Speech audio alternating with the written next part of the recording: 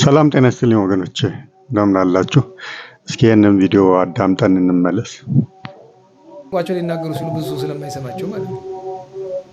አማርኛ ምን በደለ ታውቃላችሁ? ዓለም ላይ ባለቤት የላቸውም ከሚባሉ ቋንቋዎች አንዱ አማርኛ እንደሆነ ባለቤት የለውም።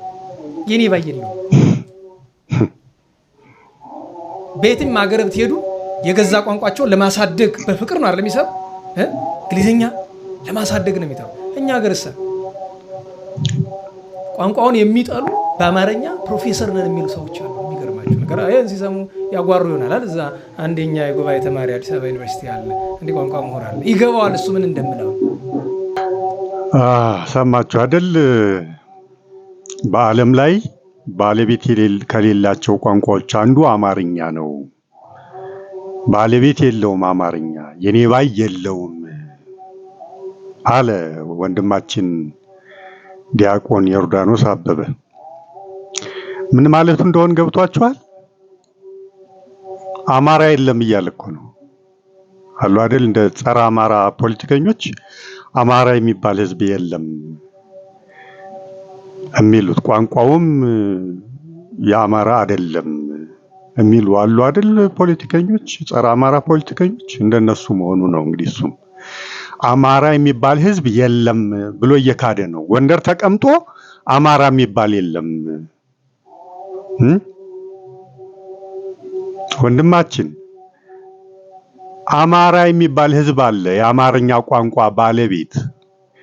ህዝቡን የለም አማራ የለም ካላልክ በስተቀር አማራ ባለቤት የለውም ልትል አትችልም።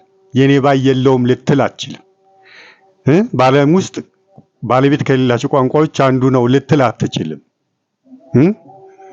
ራሱ ስያሜው እኮ ይነግርሃል።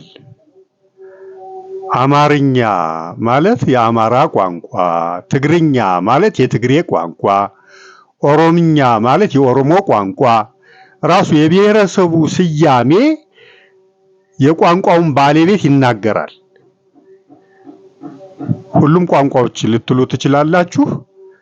የቋንቋዎቹ ስም የብሔረሰቡን ስም የያዘ ነው።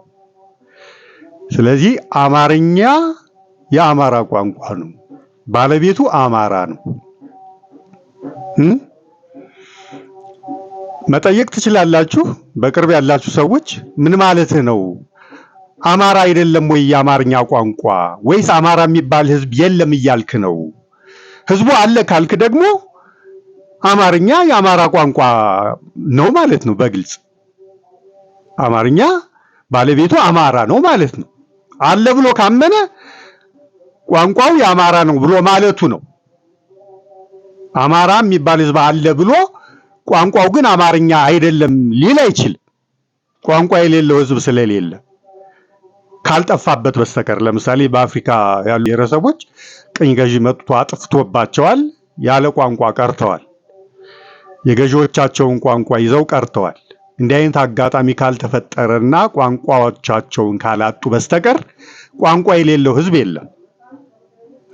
ስለዚህ አሁን አማራ የለም እያለ ነው ማለት ነው። አያችሁ፣ ይሄን ያህል ፖለቲካ ነው እንግዲህ የሚሰራብን። መጠየቅ ትችላላችሁ፣ ምን ማለትህ ነው? አማርኛ ታዲያ የአማራ ቋንቋ ካልሆነ የማን ነው? አማርኛ አማራሽ የሚባል ህዝብ አለ ብለህ የለም ካለ ግልጽ ነው፣ በቃ ቋንቋውም የሌላ ነው ማለቱ በዛ ምክንያት ነው ብለን ልንወስድ እንችላለን። አለ ብሎ ካለ ግን አማራ የሚባል ህዝብ አለ ብሎ ካለ ግን ቋንቋው ምንድን ነው ብላችሁ ጠይቁት። ያ አለ ያለው አማራ የሚባለው ህዝብ ቋንቋው ታዲያ ምንድን ነው ብላችሁ ጠይቁት። እና በጣም ያሳዝናል። እንግዲህ ቋንቋ ይኸውላችሁ በሁለት መንገድ ብናየው፣ ለምሳሌ ሃይማኖት ቋንቋ እንዴት ተፈጠረ ብሎ ነው የሚለው። የሰባት ካስ ሰዎች ዘፍጥረት 11 ላይ ታግኝታላችሁ። የሰባት ካስ ሰዎች ጥቅመ ሰናዖርን በገነቡ ጊዜ እግዚአብሔርን እንወጋለን ብለው ማለት ነው፣ ሰማይ ጠቀስ ፎቅ ባቢሎን ላይ በሰሩ ጊዜ እየገነቡ በነበረበት ጊዜ ነው እግዚአብሔር አመጻቸውን ተመለከተና አዘነና ቋንቋቸውን እንደባለቀው። በዛ ምክንያት ቋንቋዎች ተፈጠሩ ነው የሚለው ቴዎሎጂ።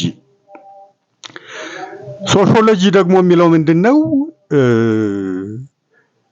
እርግጥ ነው ይላል ሳይንሱ የሰው ልጅ ዘሩ ምንጩ አንድ ነው።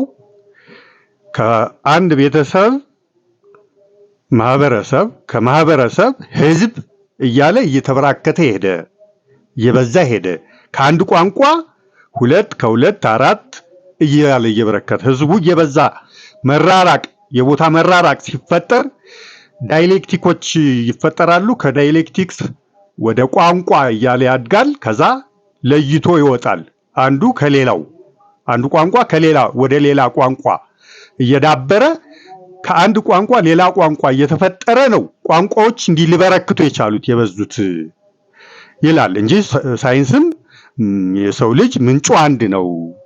ሃይማኖት ከአዳም እንደሚለው ሳይንሱም ደግሞ እንደዚሁ ከሉሲ ሊል ይችላል፣ ከእሷ እንደዚህ ወይ ደግሞ በዘመናዊ ሰው ተፈጠረ ብሎ ከመቶ ሺዎች ዓመት በፊት መጣ ከሚልበትም ይቆጥርና ምንጩ አንድ ነው ብሎ ይላል። ያ ከአንድ ምንጭ የመጣ ሰው ታዲያ ወደ ቤተሰብ ያድጋል፣ ከቤተሰብ ወደ ማህበረሰብ፣ ከማህበረሰብ ወደ ህዝብ እያለ እየበረከተ ሲሄድ ቋንቋዎችም እየበረከቱ ከአንድ ቋንቋ ሌላ ቋንቋ እየወጣ ከአንድ ቋንቋ ሌላ ቋንቋ እየወጣ እየተበራከቱ መጡ ነው የሚለው። ቋንቋ ይወለዳል፣ ያድጋል፣ ይሞታል ነው የሚለው ሳይንሱ። አሁንም ይሄ ዑደት እየተደጋገመ እስከ ዓለም ፍጻሜ ድረስ እየቀጠለ ቋንቋ እያረጀ እየሞተ ሌላ ቋንቋ እየተተካ ይቀጥላል ማለት ነው። ስለዚህ ባለቤት የሌለው ቋንቋ ሊኖር አይችልም። በአመክንዮን ስታስቡት ባለቤት የሌለው ቋንቋ ሊኖር አይችልም።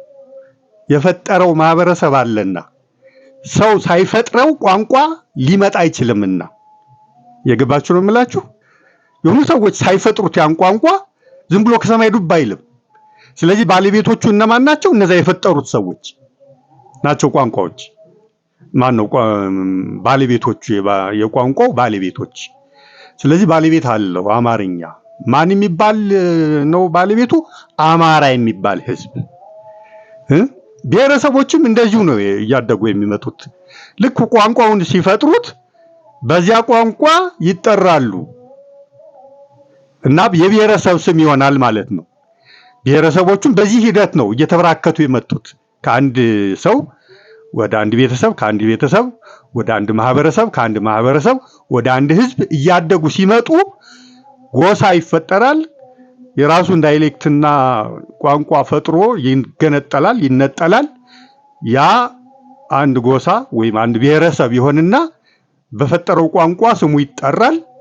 እንደዚህ እያለ እየተበራከተ መጣ ማለት ነው ብሔረሰብም። ይሄ ሂደት እስከ ዓለም ፍጻሜ በዚህ የሚቆም እንዳይመስላችሁ፣ አሁን ባለበት የሚቆም እንዳይመስላችሁ። እስከ ዓለም ፍጻሜ ድረስ ይሄ ሂደት ይቀጥላል ማለት ነው። እና ይሄ ነው እንግዲህ ሳይንሱም ሃይማኖቱም የሚለው ባለቤት የሌለው ቋንቋ ሊኖር አይችልም። አመክንዮውም አይፈቅድም። የፈጠረው ሳይኖር አንድ ነገር ሊገኝ አይችልም። ስለዚህ ሎጂክሊም ስህተት ነው የተናገረው ነገር ነው የምላችሁ። አማራ የሚባል ህዝብ አለ። ያ አማራ የሚባለው ህዝብ ቋንቋው አማርኛ ነው። ይሄን ቦልድሊ የሚታይ እውነት መካድ ጸረ አማራነት ነው። ልብ ብላችሁ የምትሰሙ ሰዎች አማራ የሚባል ህዝብ የለም ብለው መካድ የሚፈልጉ ሰዎች ናቸው እንዲህ የሚሉት። እና እየተጠነቀቅን እንስማ ልል ፈልጌ ነው። አመሰግናለሁ። ሼር፣ ኮፒ ሊንክ፣ ሪፖስት፣ ላይክ፣ ኮሜንት፣ ፎሎው፣ ሰብስክራይብ እያደረጋችሁ እግዚአብሔር ይስጥልኝ።